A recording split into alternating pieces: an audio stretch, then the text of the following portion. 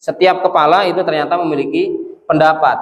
Hadisnya sama persis, akan tetapi cara memahaminya di sini yang ternyata berbeda. Nah, maka yang pertama, apa yang menyebabkan ikhtilaf atau perselisihan ya, perbedaan sebenarnya, perbedaan para sahabat ya. Yang pertama adalah sebagian sahabat mendengar sebuah hukum.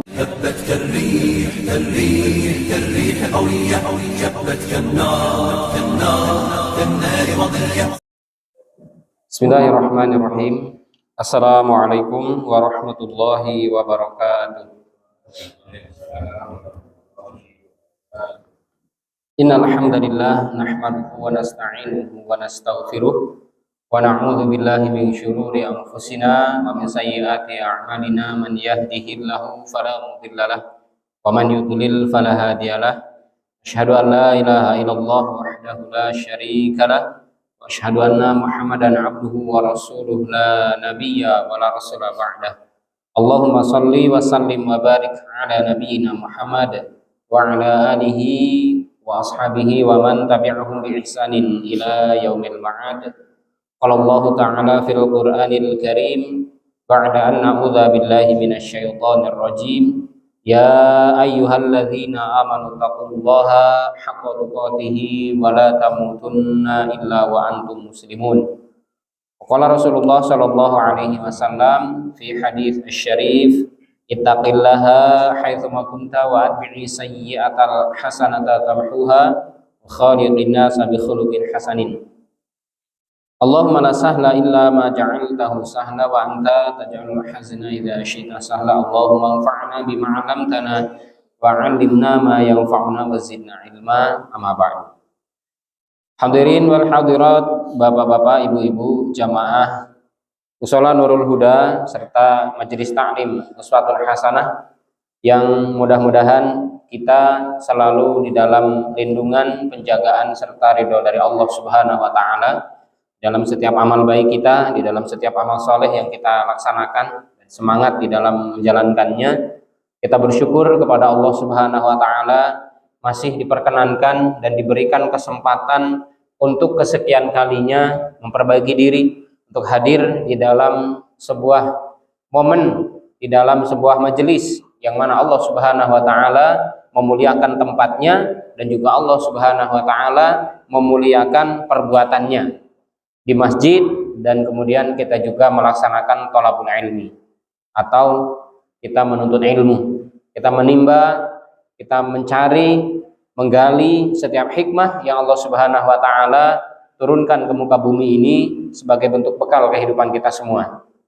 Bapak Ibu jamaah rahimani wa rahimakumullah, malam hari ini kita akan mencoba menggali referensi-referensi para ulama, rujukan-rujukan para ulama terhadap bagaimana kemudian ketika di akhir zaman ini mungkin kita menjumpai berbagai bentuk perselisihan, silang pendapat, perbedaan pendapat yang naudzubillah kalau sampai kepada sebuah pergolakan, saling mengklaim dirinya paling benar, saling mengklaim kalau saudaranya itu salah, kemudian juga bahkan sampai dengan berani mengatakan selain golongan dirinya itu sesat.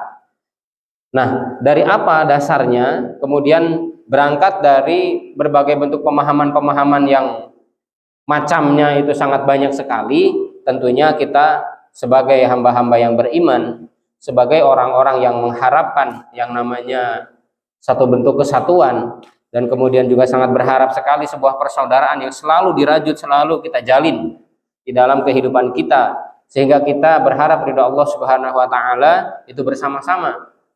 Maka perlu kita gali apa yang menyebabkan hal tersebut, apa yang menjadi titik krusial dari perbedaan para ulama. Jangankan mungkin perbedaan yang terjadi di kalangan 4 imam mazhab seperti pendapat Imam Abu Hanifah, kemudian Imam Malik bin Anas, kemudian Imam Asy-Syafi'i ya Muhammad bin Idris Asy-Syafi'i, kemudian Imam Ahmad bin Hambal. Sedangkan ternyata para sahabat pun sudah memiliki perbedaan pendapat, khususnya di dalam perkara-perkara furu'iyah. atau terkhusus wabil khusus di dalam perkara-perkara yang sifatnya cabang di dalam syariat, urusan-urusan fikih, bukan urusan-urusan prinsip. Secara prinsip mereka sama, satu adalah Ahlus Sunnah wal Jamaah, akan tetapi secara fikih ternyata ada juga perbedaan. Nah, maka di dalam kitab Sahih Fikih Sunnah ini disajikan di jilid pertama oleh Syekh Abu Malik bin Kamal As-Sayyid Salim hafizahullah ta'ala. Beliau menjelaskan ternyata dari zaman Nabi saja, di zaman para sahabat, fikih itu memang sudah berselisih. Dan kemudian perlu kita pahami, ternyata dalam perkara fikih ini para ulama mereka menjelaskan memang seolah-olah itu harus ada yang namanya silang pendapat. Di sini kita bisa memetik hikmah. Yang pertama, betapa luasnya ilmu Allah Subhanahu wa taala sehingga kita bisa saling memahami, oh ternyata Masya Allah ya, ilmu Allah Subhanahu wa taala itu sungguh sangat luas sekali. Hikmahnya sungguh sangat mendalam sekali. Kemudian yang kedua, agar apa? Agar kita memiliki kecenderungan, artinya kecenderungan di sini adalah saling menghargai kepada sesama saudara kita. Sehingga diungkapkan kullu ra'sin ra'yun. Setiap kepala punya pendapat. Nah, ternyata di dalam fikih itu dilonggarkan. Dibolehkan para Bapak Ibu sekalian. Kembali kepada zaman Nabi atau fikih di zaman sahabat, hampir nyaris bahkan mungkin tidak ditemukan ada kitab fikih di zaman sahabat. Karena apa? Karena mereka melakukan ibadah sesuai dengan apa yang dilihat dari Rasulullah Shallallahu Alaihi Wasallam. Cara wudhunya Nabi seperti itu, kemudian cara sholatnya Nabi seperti itu. Sebagaimana juga beliau mengisyaratkan shollu kama ra'aitumuni usolli. Sholatlah kalian sebagaimana kalian melihat aku sholat, kata Nabi seperti itu. Artinya tidak terlalu banyak gejolak, tidak terlalu banyak permasalahan-permasalahan yang mencuat, yang muncul ke permukaan dalam perkara-perkara tadi yang furu'iyah sekalipun tidak banyak. Karena apa? Dalam hal pemutusan perkara langsung Nabi yang memutuskan, A, B, C, D, selesai, sudah. Hanya memang ya di sini juga ternyata ada bibit-bibit beda pendapat. Karena apa? Karena itu tadi banyak faktor yang nanti akan kita bahas, sehingga kalau sekarang ini kok banyak perbedaan pendapat yang kemudian dilahirkan dari pendapat-pendapat para ulama dan itu dibolehkan di dalam syariat. Karena apa? Sumbernya saja dulu ya para sahabat saja berbeda pendapat. Karena apa? Ada faktor-faktor yang memang tidak bisa dipungkiri dan juga faktor-faktor yang tidak bisa dihindari. Kan juga para sahabat juga tidak selalunya bersama Nabi sampai kemudian ikut ke kamar bersama Nabi dan bahkan mungkin masuk ke WC bersama Nabi, kan tidak seperti itu. Misalkan dalam persoalan-persoalan yang sifatnya pribadi misalkan. Kan juga tidak seperti itu. Maka ada yang nanti berbeda dengan sahabiah dari istri Nabi, kemudian nanti berbeda pandangan dengan sahabat meskipun dia ini adalah dekat dengan Nabi Shallallahu Alaihi Wasallam, akan tetapi masalah-masalah yang di situ masalah-masalah pribadi yang privasi Rasulullah hanya tahu adalah ya istrinya. Nanti akan ada perbedaan dengan sahabat yang lainnya. Jamaah rahimani wa rahimakumullah, termasuk pemberian fatwa, ya itu semuanya Rasul yang menyelesaikan. Sehingga tadi nyaris bahkan mungkin tidak ada dijumpai buku fikih, kemudian ini syaratnya, ini rukunnya, ini mustahab, ini yang disunahkan, ini yang dimakruhkan. Karena apa? Ya setiap apa yang beliau lakukan langsung dilakukan oleh para sahabat. Sehingga ya seolah-olah belum perlu ketika mungkin di situ dibukukan, oh ini cara rukun wudu seperti ini, kemudian syarat sahnya sholat seperti ini, rukun sholat seperti ini. Karena apa? Karena sumber ilmunya masih ada di situ. Sumber konsultasinya masih ada, yaitu beliau Nabi Muhammad SAW. Nah, akan tetapi kita perlu mengkaji karena apa? Karena ternyata ada perselisihan yang muncul juga di permukaan yang mau tidak mau itu tidak bisa dihindari. Jamaah rahimani wa rahimakumullah, sebab-sebab ikhtilaf di kalangan para sahabat serta gambarannya yang ada ya. Karena apa? Ternyata ketika di dalam sebuah tarbiyah yang sederhana akan tetapi yang hebat sekali, ketika Nabi membina para sahabat di rumah Al-Arqam bin Abil Arqam, jadi awal-awal bagaimana dakwah Nabi Shallallahu Alaihi Wasallam itu masif dan kemudian gencar, itu dilakukan dalam keadaan yang sangat sederhana sekali. Mereka-mereka para sahabat dibina yaitu di dalam satu bentuk tarbiyah ya, tarbiyah ruhiyah, tarbiyah imaniyah dari akidahnya, kemudian termasuk juga adalah tentang tata cara ibadah di dalamnya. Sehingga mereka terlahir menjadi generasi-generasi terbaik. Jadi tidak akan dijumpai orang-orang terbaik ya, setelah Nabi Shallallahu Alaihi Wasallam kemudian terlahir ke muka bumi ini yang baik itu dengan fikriyahnya, baik itu dengan kehebatan ibadahnya, baik itu dengan keluasan ilmunya, kecuali mereka adalah diawali dari generasi para sahabat. Sehingga wajar ketika mereka menyebar ke muka bumi, ketika mereka ke Syam, ke Mesir, kemudian ke Maghrib, daerah-daerah Afrika sana, kemudian juga sampai mungkin ke Indonesia, ke Asia Tenggara misalkan, mereka akan menyebarkan dengan ilmunya, dan belajarlah generasi-generasi setelahnya yaitu para tabi'in kepada para sahabat. Karena apa? Mereka menjadi orang-orang yang dipandang, ditokohkan oleh generasi-generasi setelahnya. Hanya tadi kembali kepada bagaimana persoalan di awal, kullu ra'sin ra'yun. Setiap kepala itu ternyata memiliki pendapat. Hadisnya sama persis, akan tetapi cara memahaminya di sini yang ternyata berbeda. Nah, maka yang pertama, apa yang menyebabkan ikhtilaf atau perselisihan ya, perbedaan sebenarnya, perbedaan para sahabat ya. Yang pertama adalah sebagian sahabat mendengar sebuah hukum dalam suatu perkara atau fatwa, namun yang sebagian yang lainnya belum mendapatkan. Jadi persoalannya di situ. Ya, sahabat kan sudah banyak, Bapak Ibu sekalian.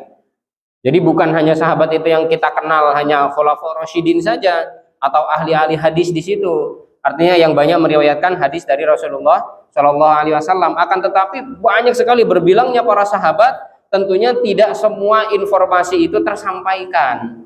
Sehingga di antara mereka ketika mereka ini terlahir dan kemudian mereka menyebarkan ilmunya tadi ke setiap penjuru, pelosok negeri, pelosok dunia, mereka akan membawa pemahaman ya sesuai dengan apa yang di hadis Nabi. Ada yang kemudian dengan membawa ijtihad. Yang ijtihad itu adalah sebuah produk hukum ya di dalam bentuk pemikiran manusia, akan tetapi dibolehkan di dalam syariat dengan syarat-syarat yang ketat. Maka sebagian sahabat mendengar sebuah hukum, akan tetapi ada sahabat yang lainnya belum mendengarnya. Itu yang pertama. Apa contohnya? Ada beberapa di sini, ada 4 contoh. Yang pertama adalah ijtihadnya sesuai dengan hadis. Ijtihadnya yang sesuai dengan hadis. Di sini dikisahkan yaitu tentang kisah Ibnu Mas'ud ya. Ibnu Mas'ud memberikan kabar, ia ditanya oleh seorang perempuan yang ditinggal mati oleh suaminya, tapi belum ngasih mahar. Maka karena Ibnu Mas'ud belum pernah mendengar, beliau berijtihad. Waduh, saya belum pernah dengar lagi. Iya tulisan ini. Tapi karena memang ada hak untuk berijtihad, artinya hak untuk memberikan sebuah pandangan, karena memang beliau adalah seorang alim, sehingga ya tetap kamu harus mendapatkan warisannya, kemudian juga termasuk di dalamnya juga kamu harus mendapatkan mas kawin. Maka kemudian setelah Ibnu Mas'ud menjawab seperti itu, ada sahabat yang namanya Ma'qil bin Yasar atau juga Ma'qil bin Yasar ya. Itu mengatakan, saya pernah mendapatkan hadis bahwasanya Rasulullah Shallallahu Alaihi Wasallam pun berfatwa demikian. Maka Abdullah bin Mas'ud itu senang, dan kesenangan itu tidak pernah dijumpai, tidak pernah didapatkan setelah memeluk Islam kecuali ini. Artinya pendapatnya yang beliau miliki ya, Ibnu Mas'ud itu memiliki pendapat bahwasanya kalau wanita yang kemudian dia ini ditinggal mati oleh suaminya tapi belum ditunaikan maharnya, maka tetap harus diberikan mas kawin dan bahkan bisa mewarisi gitu ya. Artinya bisa diberikan warisan oleh si suami tadi yang meninggal. Kata Ibnu Mas'ud seperti itu. Karena belum dengar, tapi dengan ijtihadnya, oh menurut saya seperti ini di dalam pandangan ilmu saya. Ternyata ada sahabat yang mendengar, ada Ma'qil bin Yasar tadi, ya betul, saya pernah mendengar Rasulullah Shallallahu Alaihi Wasallam bersabda seperti itu. Maka beliau senang, alhamdulillah, berarti ijtihadku betul. Nah itu. Sahabat loh, bayangkan, sesama sahabat saja sudah beda. Sudah artinya beda di sini adalah yang satu mendapatkan kabar, info, yang satunya tidak. Tapi ternyata saling membenarkan. Karena apa? Karena tadi. Kemudian yang kedua, terjadi perdebatan di antara kedua sahabat. Terjadi perdebatan di antara kedua sahabat. Di sini dikatakan bahwasanya pendapat Abu Hurairah radhiyallahu anhu, ya, barang siapa bangun pagi dan mendapati dirinya junub, maka dirinya tidak boleh berpuasa. Kata Abu Hurairah seperti itu. Bayangkan, Abu Hurairah itu semenjak Fatu Mekah, ya. Setelah Fatu Mekah di tahun 8 Hijriah, beliau masuk Islam, kemudian ikut kemanapun Nabi hadir. Kemanapun Nabi ada, itu pasti ada Abu Hurairah, kecuali ketika Nabi di jamban, ya, artinya ketika di hamam, di kamar mandi, ya nggak mungkin ikut lah. Tentunya ada adabnya, Nabi pasti menjauhkan gitu, kata Abu Hurairah juga dalam riwayatnya. Kemudian juga di kamarnya, di balik tabir, ya, di balik sater gitu ya. Artinya di kamarnya Rasul, nggak mungkin ikut Abu Hurairah. Nah, maka dalam hal ini ada perbedaan pandangan. Kata Abu Hurairah bahwasanya orang yang masih junub, maka apa? Pada pagi harinya, ya, bangun pagi dan dia masih junub, setelah melakukan hubungan badan malam hari, kemudian dia tidak keburu mandi, misalnya tahu-tahu ternyata sudah sudah terbit fajar shodiq, sudah subuh. Kalau kata Abu Hurairah, ternyata di sini beliau mengatakan tidak boleh puasa, akan tetapi dikatakan oleh istri-istri Nabi Shallallahu Alaihi Wasallam, ya, maka berbeda pendapatnya sehingga Abu Hurairah menarik pendapatnya. Ya enggak. Karena Nabi juga pernah mengalami seperti itu. Jadi tidak akan mempengaruhi kepada keabsahan dari puasanya. Karena apa? Kalau sholat, iya. Kalau sholat artinya kalau misalkan dia masih junub, ya dia harus mandi dulu. Tapi kalau puasa, meskipun dia ternyata bangunnya kesiangan atau mungkin bangunnya ternyata sudah subuh, kok ternyata belum mandi, ya wajib melanjutkan puasanya. Bukan kemudian, waduh, batal lagi berarti puasaku, ya enggak. Waktunya dari sahur, kemudian azan subuh, tapi dia masih junub, ya mandi saja sudah. Karena apa? Karena memang tidak membatalkan puasanya, ya puasanya dilanjutkan. Nah, kata Abu Hurairah tadi katanya nggak boleh puasa. Beda kan, ya? Beda. Padahal sama-sama orang terdekat Rasul, ya. Kemudian yang ketiga, hadisnya sudah sampai, tapi ia tidak yakin dengan zonnya, dengan persangkaannya. Ini saya nggak yakin ini bahwasanya itu datang dari Rasulullah. Saya pelan-pelan ya. Hadisnya sudah sampai, tapi ia tidak yakin kalau hadis itu tepat jika digunakan untuk menghukumi peristiwa tersebut, gitu ya. Contoh sini Fatimah binti Qais. Fatimah binti Qais ini ditalak 3 oleh suaminya. Nah, jadi Fatimah binti Qais ini ditalak 3 oleh suaminya, sehingga mendatangi Nabi, ya kamu sudah tidak mendapatkan nafkah, kamu sudah tidak mendapatkan tempat tinggal. Dan kemudian termasuk Fatimah binti Qais ini pertama dilamar oleh Muawiyah, akan tetapi kata Rasul itu Muawiyah miskin. Muawiyah itu miskin, dah kamu nikah saja dengan Usamah bin Zaid. Hingga kemudian Fatimah binti Qais ini menikah dengan Usamah bin Zaid. Nah, tapi di dalam perkara ini ada bahasa, pokoknya kalau kata Nabi tidak boleh mendapatkan tempat tinggal dan juga tidak boleh mendapat nafkah lagi, karena sudah talak 3 kamu. Sudah istri orang, ibaratnya kalau menikah dengan orang lain itu. Umar bin Khattab mengatakan, oh saya nggak percaya dengan itu. Kayaknya nggak mungkin itu. Saya selama ini tidak akan pernah mendustakan yang namanya Al-Quran. Kata Umar bin Khattab seperti itu. Karena beliau memahami Al-Quran. Sedangkan hadisnya ada, tapi Umar bin Khattab belum memahami bahwasanya kalau sudah talak 3 tadi sudah orang lain. Kan dia ketika mau menikah lagi dengan si suami yang pertama, dia harus menikah dengan orang lain, baru diceraikan, baru boleh menikah lagi dengan si suami yang pertama. Ya kan? Sudah pernah mendengar hukumnya ya seperti itu. Makanya sudah orang lain. Beda dengan talak 1, talak 2, Bapak Ibu sekalian. Kalau talak 1 apalagi termasuk talak 2 ya.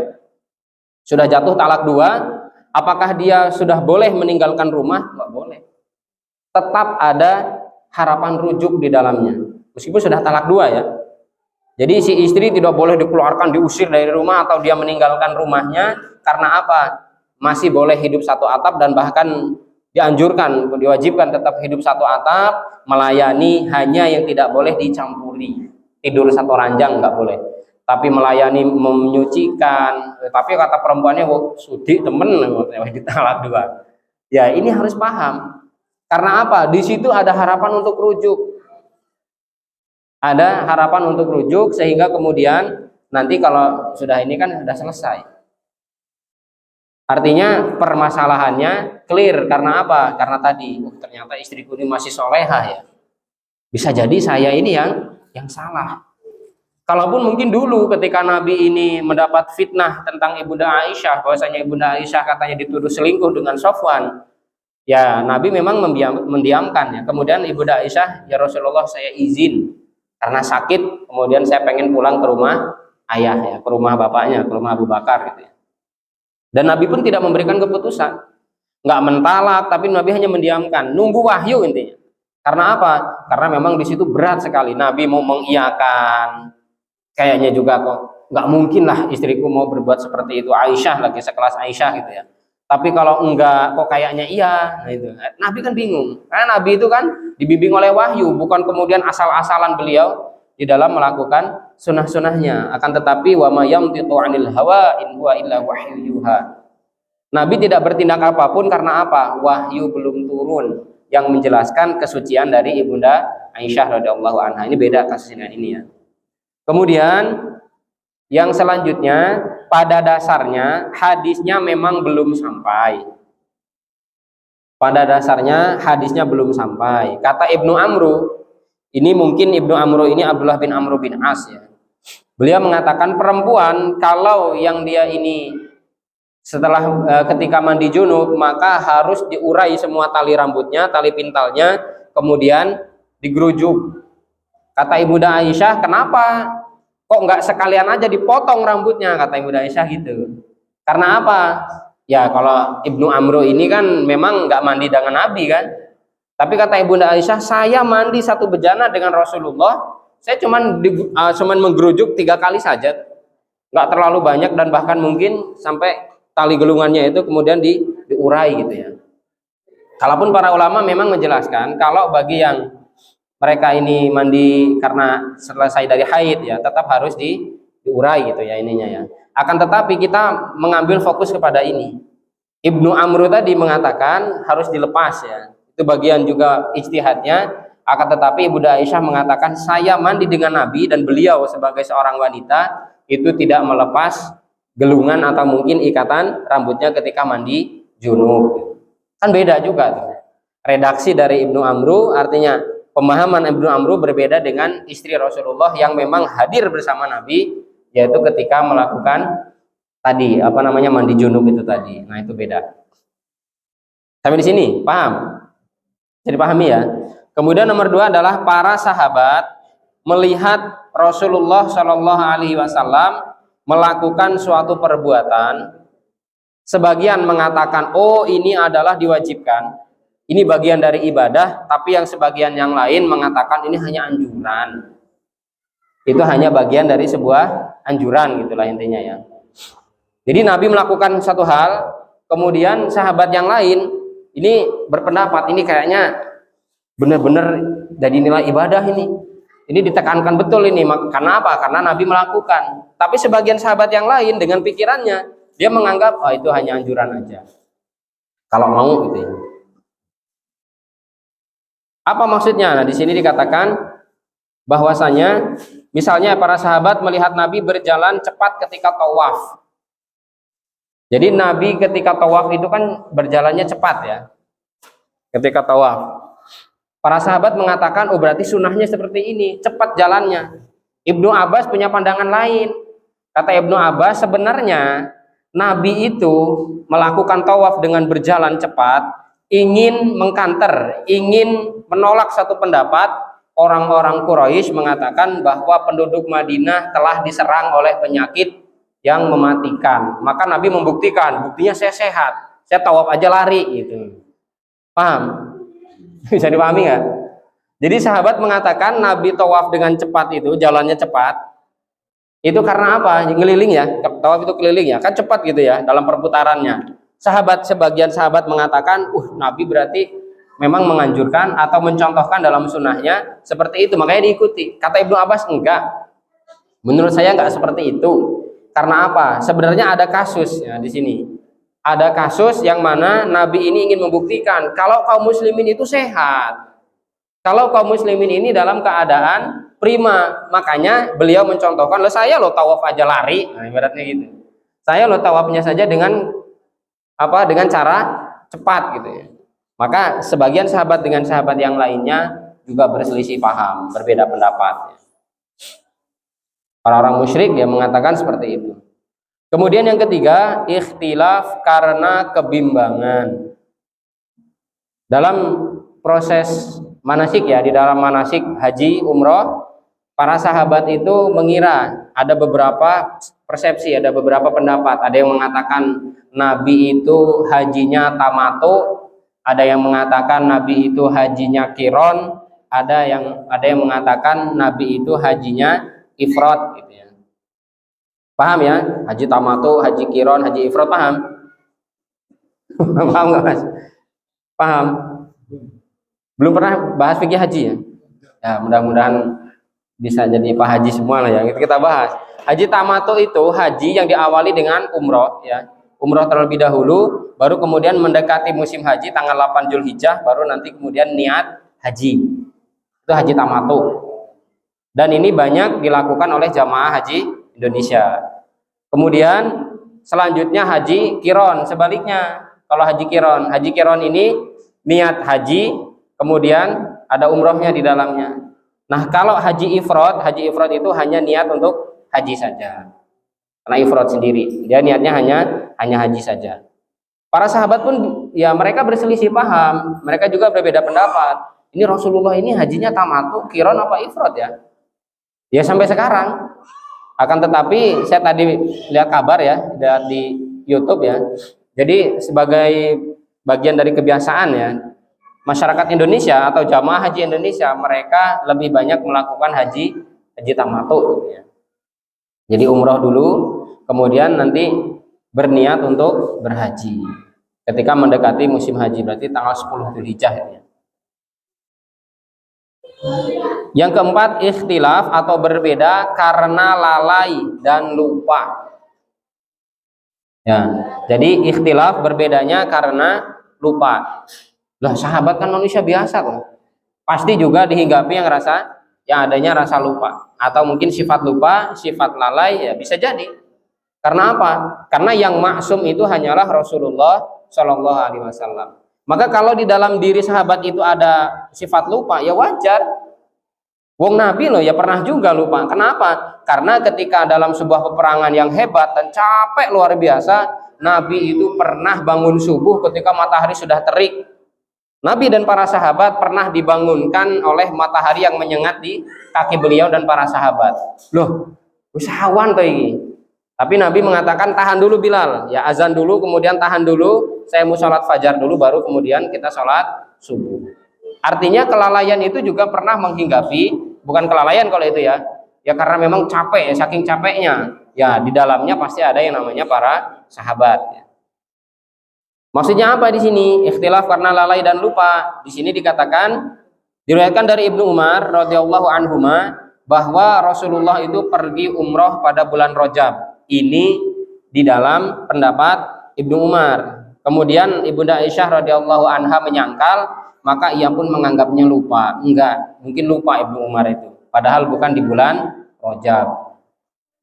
Karena memang sahabat yang sahabiah yang cerdas ya, sahabat dari kalangan wanita yang cerdas dan ahli fikih itu adalah salah satunya Ibunda Aisyah radhiyallahu anha.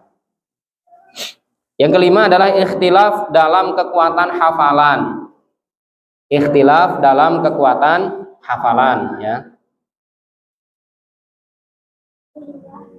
Di sini dikatakan Ibnu Umar radhiyallahu anhuma meriwayatkan dari Nabi Shallallahu alaihi wasallam, sesungguhnya mayit disiksa dengan tangisan keluarganya atasnya.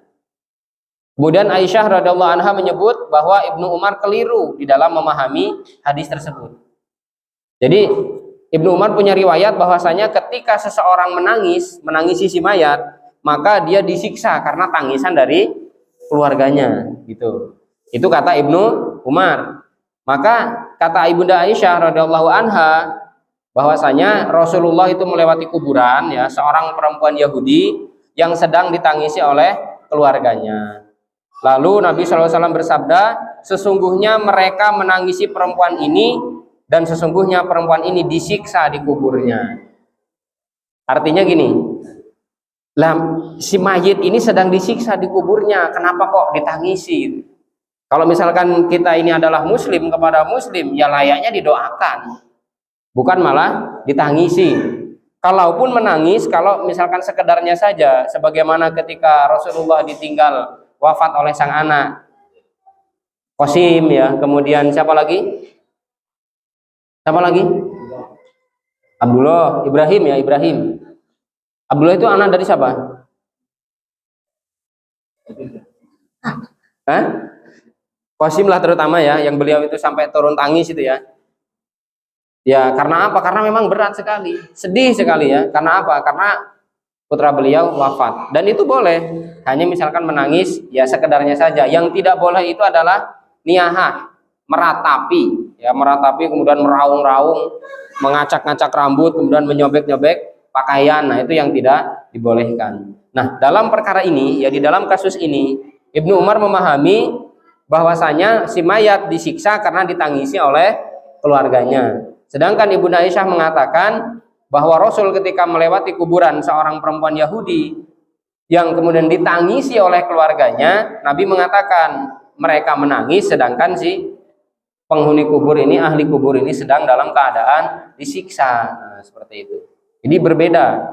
Beda, bukan karena nangis, bukan disiksanya karena tangisan itu tadi, akan tetapi dalam hal ini dia ini sedang disiksa loh kok malah tidak memanjatkan doa. Kalaupun nggak mungkin juga Allah Subhanahu Wa Taala akan mengampuni. Karena apa? Karena dia bukan wanita muslimah.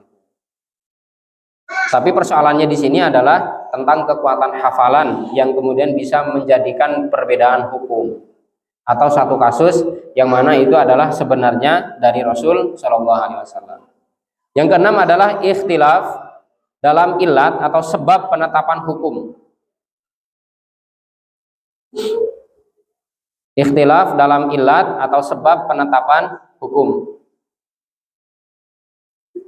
Sahabat berpendapat ketika berdiri ya, ketika ada jenazah lewat kemudian berdiri, itu ada yang berpendapat bahwasanya mengikromi atau menghormati hadirnya malaikat ya, di situ ya, penghormatan malaikat sehingga berlaku umum untuk mukmin maupun kafir. Kemudian ada juga yang mengatakan hal itu adalah hal yang menakutkan, makanya kemudian dia melakukannya atau berdiri gitu ya. Kemudian ada juga yang berpendapat ketika Nabi Shallallahu Alaihi Wasallam melihat ada jenazah Yahudi yang diusung, yang digotong pakai keranda, beliau berdiri. Karena apa? Karena beliau tidak mau bahwa diri beliau ini dilampaui ketinggiannya oleh jenazah tadi, maka beliau berdiri. Jadi tidak boleh melampaui dari di atas kepala Rasulullah Shallallahu Alaihi Wasallam. Itu beda juga. Sahabat coba, sahabat saja sudah berselisih. Jadi wajar ya kalau kemudian sampai ke detik ini banyak sekali silang pendapat, itu sangat wajar sekali. Yang ketujuh adalah ikhtilaf dalam menggabungkan dua riwayat yang berbeda. Ikhtilaf atau perbedaan di dalam menggabungkan dua riwayat yang berbeda. Contoh ketika Rasulullah Shallallahu Alaihi Wasallam melarang kita untuk buang air kecil atau buang air besar, buang air lah pokoknya ya, menghadap kiblat atau yastadbiruha atau membelakanginya. Nah itu, jadi Rasulullah melarang ya kepada umatnya, kepada kita semuanya, ketika buang air, baik itu buang air kecil maupun buang air besar, yaitu menghadap ke kiblat atau membelakangi kiblat. Akan tetapi Jabir, entah ini Jabir bin Abdullah atau mungkin Jabir yang lain ya, Jabir bin Samurah atau siapa ya, itu pernah melihat bahwasanya Nabi Shallallahu Alaihi Wasallam ya, ketika itu sebelum ya setahun, di sini katakan setahun sebelum beliau meninggal dunia, pernah beliau ini buang air kecil menghadap ke kiblat. Kemudian selanjutnya juga Ibnu Umar juga pernah ketika naik ke genteng ya, ketika bahwasanya ketika itu Rasulullah Shallallahu Alaihi Wasallam juga buang hajat membelakangi kiblat. Nah, kalau di dalam pendapat Imam Ahmad, kalau kita ini di sebuah gedung atau di sebuah bangunan, maka dalam hal ini boleh, kalau dalam pendapat Imam Ahmad ya, dalam pendapat Hambali. Akan tetapi kalau dalam pendapat Syafi'i atau mungkin para ulama yang lainnya, tetap dilarang meskipun sudah di dalam satu bangunan ya. Sudah tertutup lah intinya ya. Artinya arah kiblatnya itu hanya arah saja, tapi sudah tertutup dengan bangunan. Nah, ini berselisih juga kan? Karena apa? Sahabat ya, mendengar bahwasanya Nabi melarang untuk menghadap kiblat, baik mungkin menghadap atau mungkin membelakangi. Kemudian tapi kok sahabat yang lain pernah melihat beliau ini naik di atas dua bata ya, batu bata atau dua batu, kemudian buang air kecil menghadap ke kiblat atau membelakanginya. Jamaah rahimani rahimakumullah, seperti inilah hasanah keilmuan yang kemudian perlu kita gali, sehingga apa? Ketika ada perbedaan dengan saudaranya, kita tidak lantas langsung menyalahkan, karena di kalangan para sahabat pun ternyata ada perbedaan. Sehingga akan tetapi kita misalkan kalau sudah punya prinsip ya, artinya kalau sudah punya pegangan, sudah punya pendapat, maka ya sudah, ikuti apa yang menjadi keyakinan bagi diri kita. Kalau misalkan kita tarik kepada ormas besar ya di Indonesia, misalkan Muhammadiyah memiliki majelis tarjih, dengan tarjihnya itu dipraktekkan oleh warga-warganya, itu sah. Karena apa? Itu adalah hasil dari sebuah perkumpulan ya, artinya hasil dari sebuah kumpulan yang mana dikumpulkan dari madhab-madhab yang ada, kemudian dirumuskan dan ditetapkan, ambil yang paling rajih, yang paling kuat. Di dalam NU atau Nahdlatul Ulama, di situ juga ada yang namanya Bahsul Masail. Bahsul Masail itu adalah pembahasan permasalahan-permasalahan baik yang lalu maupun yang kontemporer, kemudian dirumuskan, dibukukan, dan menjadi pegangan. Sudah, pokoknya masing-masing. Karena semuanya juga berdasarkan ilmu. Karena semuanya juga adalah berdasarkan pendapat-pendapat dari para ulama. Demikian jamaah rahimani rahimakumullah, ini adalah satu bentuk variabel atau satu bentuk dari macam-macam ya, macam-macam perbedaan di kalangan para sahabat. Sehingga kalau kita melihat sekarang ini sudah banyak sekali perbedaan, lah dulu saja sudah seperti itu. Wallahu a'lam bishawab. Demikian apa yang dapat kita bahas pada malam hari ini sebagai muqaddimah dari pembahasan fikih kita. Semoga bermanfaat dan mudah-mudahan Allah Subhanahu wa taala memberikan kepahaman yang paripurna kepada kita semuanya, dan kita bisa memahaminya sehingga kita juga bisa mengamalkan di dalam kehidupan nyata. Amin Allahumma amin. Tadi gak ada MC ya? Ada? Gak ada? Oh ada.